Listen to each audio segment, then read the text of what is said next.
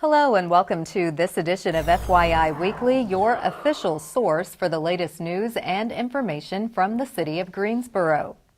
The City of Greensboro is working to combine services at Windsor Community Recreation Center and Vance Chavis Library. The city's Parks and Recreation staff is joining forces with the public library staff to hire a development firm to present a design plan. The project will be funded with 2016 voter-approved bonds. Windsor Center dates back to 1965. Vance Chavis, built in 1972, is the second oldest library in the system. This is an opportunity to develop a unique facility that will serve both the recreational and lifelong learning needs of this community under one roof. Under this model, residents and visitors can take advantage of recreation, health and wellness, and lifelong learning, but also connect with other city services and each other. Developers have until December 20th to submit their qualifications. Once selected, the firm will be required to work closely with the public, staff, city council, and members of city boards and committees to create a design and construction plan that meets the needs of the entire community. The contract award will happen in March 2019, and the design plan is scheduled to be completed by this time next year. For more information, contact Shauna Tillery, the city's Planning and Project Development Division Manager. The City of Greensboro is among the top-ranked digital city governments according to the Center for Digital Government, or CDG. Greensboro ranks 8th among cities with a population between 250,000 and 499,000, coming in ahead of Wichita, New Orleans, and Sacramento. The CDG, a national research and advisory institute focused on information technology policies and best practices in state and local government, applauds Greensboro for its emphasis on resident services as its central IT mission. Greensboro is recognized for making open data and transparency a top priority. This is reflected in our open data portal, which supports decision-making at the community level. Also, the city's new website focuses on residents and includes an easy navigation system and interactive tools that make the site more responsive. This format launched in February 2018, yielding 3 awards for the design. In the area of security, IT staff achieved an ISO IEC 27001 certification. This globally recognized standard for cybersecurity protects the city from viruses and cyber attacks. Greensboro is one of only a few in the world to achieve this prestigious cybersecurity certification. This marks the 4th Digital City Survey Award for the City of Greensboro. The City of Greensboro is working with contractor Hydrostructures PA to perform sewer line smoke testing in various locations throughout the city. The project is expected to last for several weeks. Motorists traveling through project location sites may experience some minor traffic delays. During the testing, a non-toxic smoke will be introduced into manholes, eventually flowing into the sewer lines. Any open break in a sewer line will be identified by the presence of smoke. The smoke is non-staining, white to gray in color, has a slight odor, and poses no fire hazard. Customers are encouraged to pour a gallon of water into each sink, tub, and floor drain that is not used on a daily basis. This will fill the P-traps and ultimately prevent smoke from entering into their building. The project schedule and location maps are available on the city's website. Additional updates will be issued by the Water Resources Department as testing progresses. For more information about the sewer line testing, call the Contact Center at 336-373-2489 or visit the Water Resources website. In an effort to help each of us improve our quality of life, the city has partnered with Cone Health for a series of brief and informative videos designed to inspire you to make better choices when it comes to healthy living. Let's check in with our friends at Cone Health for today's news for your health. Hi, my name is Dr. Kate Tabori, and I'm with LeBauer Primary Care at Med Center High Point, and today we're going to talk about ways to prevent the cold and flu. So why don't you join me? So frequently we get asked, what is the difference between a cold and the flu? They're both viral illnesses, however, a cold is the less severe of the two, typically with a runny nose, maybe a sore throat, some cough and congestion, whereas the flu is on the more severe end of the spectrum, typically with fevers, severe body aches, and you can tell exactly the time when your flu started because it's a sudden onset. So other important information you need heading into the cold and flu season to keep your family and yourself healthy are how to prevent getting colds and flus. So the most important thing you and your family can do is get the flu shot. That means everyone over 6 years old and who doesn't have a contraindication, and I mean allergy, should be getting the flu shot. Sorry, that's you. Other things you need to do are hand washing, good old-fashioned soap and water. They recommend doing it for 20 seconds or as long as it takes to sing happy birthday. I'll spare you. But it is important because that effectively kills the virus. The other things you can certainly do are making sure you are getting plenty of sleep because that keeps your immune system healthy, lots of fruits and vegetables, plenty of water, and regular exercise is also a good boost to the immune system. Other things you can do are already provided for you in the community. When grocery shopping or shopping at one of the large chains, use one of the hand sanitizers to clean your cart. Because if someone before you and then touches, shops, guess who's going to be the beneficiary of those germs? You are. So, what you need to do, flu shot for everyone, make sure you're getting plenty of sleep, fruits and vegetables, regular exercise, lots of water, wash your hands, and make sure you use those wipes when available. Other thing is, make sure you carry your own pen. You'd be surprised how dirty those things are. A simple way to keep you and your family healthy is how you cover your cough or sneeze. And the old way, where we used our hands, well, that doesn't work out so well. Cough, touch, kind of gross. You've now left those who come behind you susceptible to your germs. So what we recommend and try and teach even our youngest patients is to cover your cough or sneeze like this. That way, your hand is still clean and free to touch doorknobs, pens, counters, or cabinets without getting those behind you sick. Typically, the next question we hear is, well, if I know it's a cold or I know it's the flu, when do I go and see my doctor? The answer to that question is, if you have the cold, we recommend that you stay home and treat supportively with over-the-counter measures such as cough syrups, decongestants, and maybe pain relievers such as Tylenol or ibuprofen.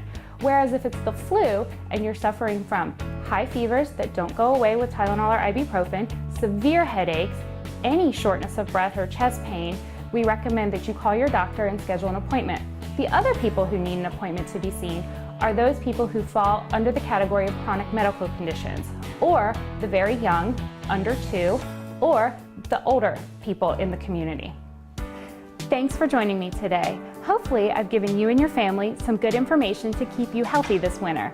Remember, get those flu shots, wash your hands, and hopefully I'll see you and your family somewhere other than the doctor's office. I'm Dr. Kate Tabori, and for more information, go to conehealth.com. New rules are in place to regulate the activities of scooter share businesses. We'll have that story and more news coming up after the break. Stay with us.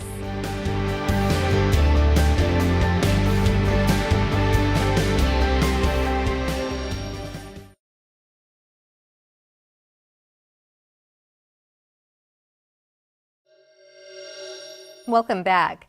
The Greensboro City Council adopted new rules regulating the use of stand-up electric scooters. The new ordinances include rules for how riders should act as well as regulations for scooter share businesses.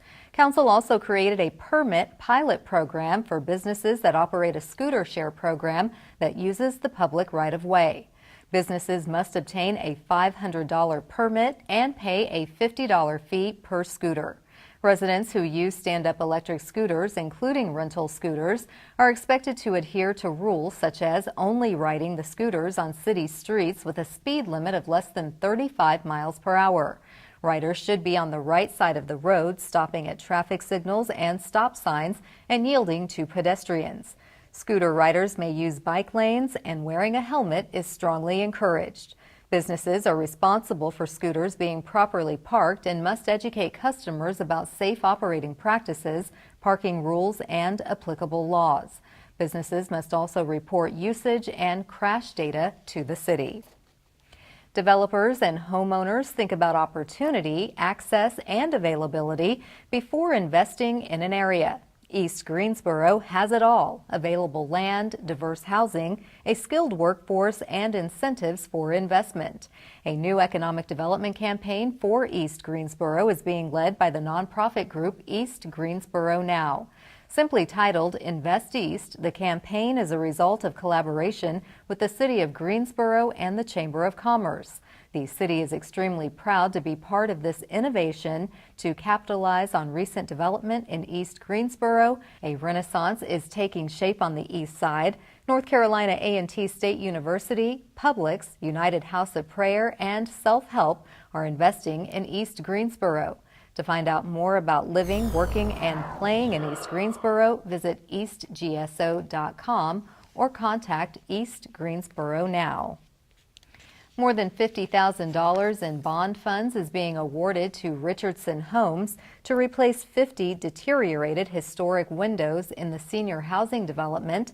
The replacement windows were custom designed with energy efficiency in mind while respecting the original architectural features. It is a 3-story, 7-bay, Mission Revival-style stuccoed brick building consisting of units with 1 and 2 bedrooms. The property is managed by Beacon Management, and the owners plan to substantially rehabilitate the site by 2020.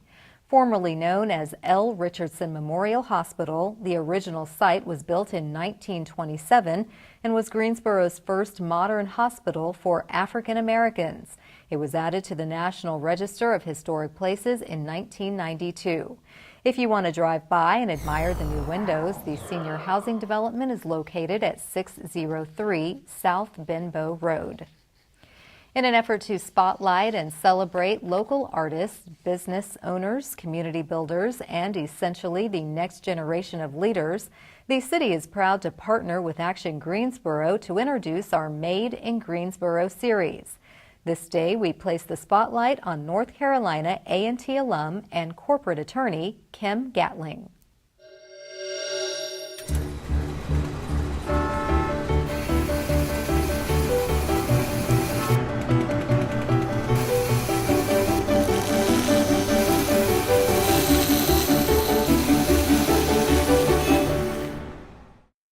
By day, Kim Bullock Gatling is a partner with the Smith Moore Leatherwood Law Firm in Greensboro, focusing on patents, trademarks, copyrights, and information technology. By night, or in what little free time this wife and mother of 3 boys has, she is also very active in helping her community achieve a better quality of life. Kim follows the example set by her parents. She admits to being blessed to have had so many opportunities presented to her that she feels like it would be selfish if she didn't give back with her time and financial resources. Kim got her first taste of working with the City of Greensboro as she co-chaired the Yes for Greensboro Bonds Committee, helping to educate the community on the importance of the $126 million bond referendum on the November 2016 ballot. Kim grew up in Hampton, Virginia, but her father attended North Carolina A&T and wrote for the North Carolina A&T Register when the Greensboro Four peacefully protested at the Woolworth's lunch counter on Elm Street. Kim says the Greensboro Four exemplifies strength and humility and the idea that we can make a difference.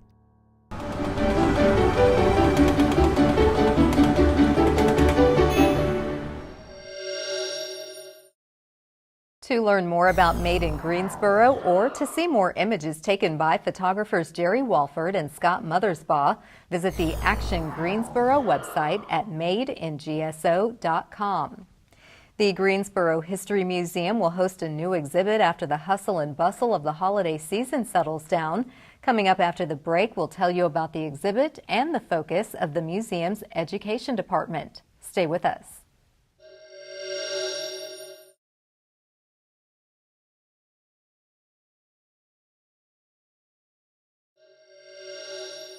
Welcome back to FYI Weekly.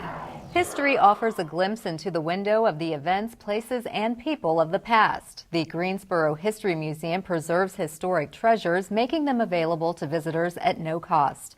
Joining me now to tell us about American Democracy, a new exhibit opening in January, is Rodney Dawson. He is the city's new curator of education. Hello, Rodney. Welcome to the city's team and welcome to the show. Hey, thank you for having me. I've looked forward to it for a while. Absolutely. Tell me about the upcoming exhibit, American Democracy. Well, it's an exhibit coming. We're an affiliate. The Greensboro History Museum is an affiliate of the Smithsonian Institute.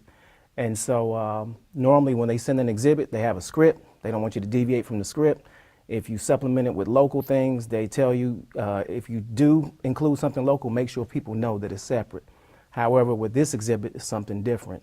They've told us supplement it with as much local and regional history as you can and just make it seamless. Use the same font, use the same background. But it's entitled The American Democracy. And, you know, it just goes back to basically three elements. The leap of faith, you know, when we decided as a nation that we didn't want to be an aristocracy.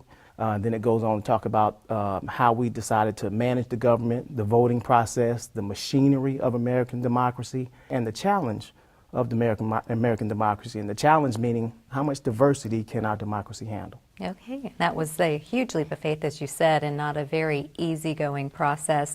So you mentioned just a moment ago that you have the autonomy to bring in local pieces to this exhibit. So is that the role that your education department plays in this exhibit? My role is we're going to all work in conjunction, the different curators, but my main role is dealing with K through 12 in our institutions of higher learning. And so any platform that I could implement American democracy and include Guilford County schools, Charlotte Mecklenburg County schools, Rockingham, and even others, because it's a possibility that we might be the only city in the Southeast. So, okay, and when will the exhibit open? The exhibit comes to us in December of 2019, and then it will leave us in March of 2020 and go on to the next city, which is why we need the local supplementation. Our hope is that once the Smithsonian portion leaves, that we'll have enough content coming from the region that we can continue it for the next 2, possibly 3 years. Okay. So when did you know being a museum curator is the career path you would take? About 2 weeks ago. I taught up until June, and I fully anticipated teaching for the rest of my life. And I've always had a great love for history. So when I saw this job, I said, wow, this will give me an opportunity to work hands-on with history, which incorporates so much other, and then also give me a chance to work on my dissertation because it falls in line with history. Okay. So that was in September. I assumed the responsibility as curator of education. Okay, so coming from the school system, do you see an interactive role or a partnership between what you're doing now and actually engaging our education community? That's why I do it. I found in these past month or 2 months, it was preparation. Being in the classroom totally helped me become a curator, and it's going to help me become the best curator that I can be. Because I think as a teacher, you know, when I remember not too long ago having to work on weekends, staying late till 5 or 7, 8, 9 o'clock at night to work on lesson plans. So the first thing I thought of was how can I make the burden easier for a teacher? So our whole goal is to create resources for teachers. So we're developing a podcast ourselves that we're going to launch in January, and that's for K-12 educators and some in our colleges to go on our website, download this podcast, use it to supplement or build a lesson plan around. When you come to the museum now, we're going to have pre and post work. So you have pre-work before your visit. Then you come to the museum, you have your visit, you work on that lesson, and then you have post-work afterwards to include a survey, like how was the experience? Is it interactive enough? You know, we're in a digital era now. And one of my struggles, I taught technology and was a media specialist, and I always had my kids when I pulled out an iPad. And that's just the era we're in. They're digital natives. So I want to see how we can make the museum more interactive. Okay, and how can the community have a hand in the work that you're doing at the museum? By showing up, by taking part. Just this past weekend, something small that happened. A gentleman was being promoted to a lieutenant colonel, and he was going to do it at the parking lot, memorial parking lot across the street, but it was raining. So his wife made pre-arrangements. Hey, if it rains, can we go to the service and sacrifice exhibit? And he have his pinning ceremony, and that's what happened. That's American democracy.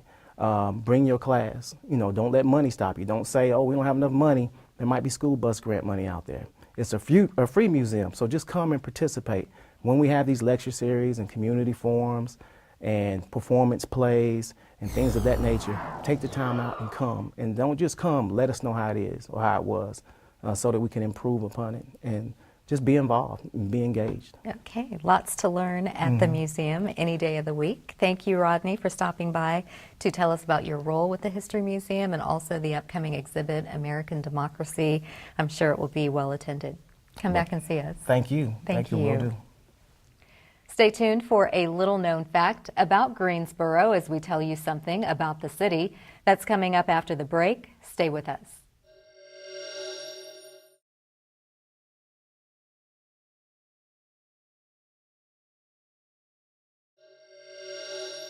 Welcome back. One way to stay informed about what's happening in the city is by attending or tuning in to city council meetings. The Greensboro City Council meetings are open to the public, but if you cannot attend, we broadcast the meetings live right here on GTN. We also stream the meetings live on the city's website.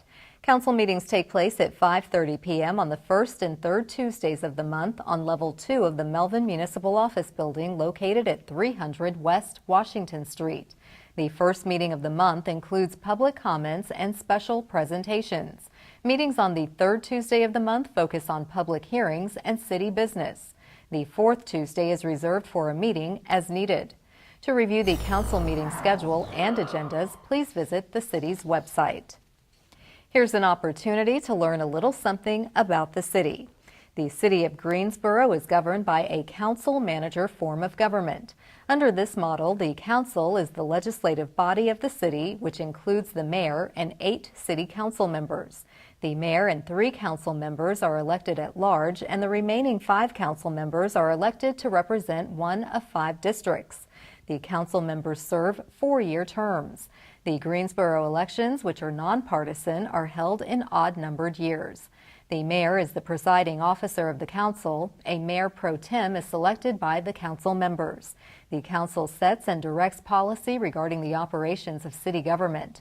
The city manager serves as the chief executive officer of the city and is responsible for the execution of council policy and for the management of all city departments and services. Coming up after the break, we'll showcase our department spotlight, but first, prepare to mark your calendar for all the great events happening this week on the town.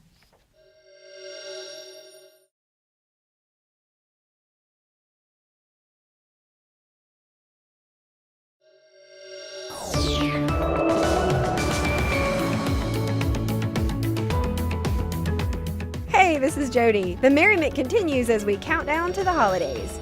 The Triad Stage, located downtown, will host productions of everyone's favorite, A Christmas Carol, all weekend long. Come see this holiday classic by Charles Dickens Friday, Saturday, or Sunday. On Friday, show up an hour before curtain and name your own price for a ticket. It's the pay-what-you-can night that will be sure to put even Scrooge in the holiday spirit. A Christmas Carol will be in production all month long, so visit the Triad Stage to see this classic in person. For more information, visit triadstage.org. Also on Friday, Scuppernong Books will host Holiday Songs by the Triad A Cappella Connection from 6 to 8 p.m. If you haven't had a chance to see carolers, join us for an evening of a cappella holiday music by a local group. It will be festive and merry. This merry event is free and open to the public. Check out Scuppernong Books' Facebook page for more information at facebook.com/ScuppernongBooks. On Saturday, you can be part of Wreaths Across America, where volunteers will place wreaths on the graves of veterans starting at 11 a.m. at Forest Lawn Cemetery.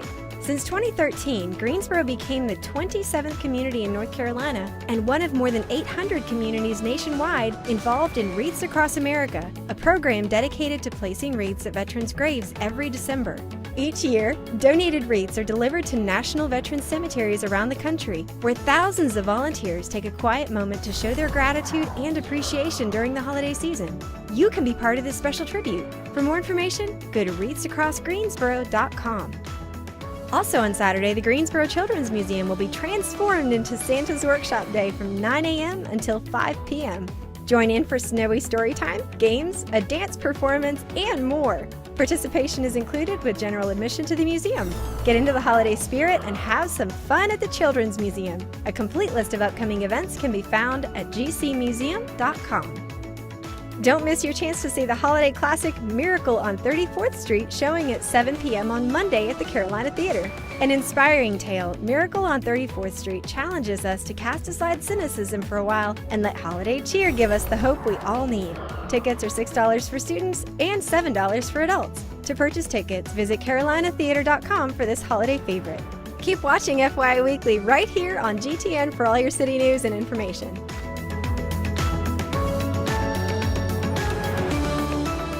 Welcome back. The City of Greensboro has 23 departments and several divisions committed to serving you, our residents and visitors. Let's go behind the scenes in our department spotlight. Today, we place the spotlight on the 3 departments involved with Operation Bedroll. This collaboration between GPD, field operations, and the library is an effort to keep non-recyclable materials out of the landfill while providing the homeless with a mat to sleep on this winter. The bedrolls provide an insulating layer to prevent the loss of body heat for someone who sleeps outdoors. Greensboro's residential recycling program does not accept plastic bags because they can get tangled in sorting machines at the recycling center. Residents may recycle plastic bags and other plastic wrap or film items at participating local retailers such as grocery stores. All materials must be clean, dry, and free of food residue prior to being recycled. Straight ahead on the other side of the break is this week's Way to Go GSO shout out. Stay with us.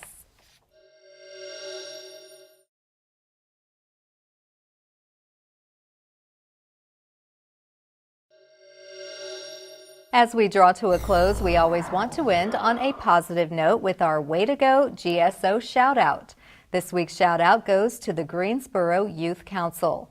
These exceptional young people organized their annual Santa's Workshop toy and donation drive. They encouraged residents to give a cash donation online or donate new or gently used toys. This event will supply toys to children in our community who otherwise might go without a gift this holiday season. Way to go, Greensboro Youth Council. That concludes this edition of FYI Weekly, but you can easily stay connected to the latest city news by linking to us on Facebook, Twitter, YouTube, and Instagram. Be sure to download our weekly podcast, Talk City Greensboro. For all of us here at the City of Greensboro, thanks for watching, and we'll see you next time.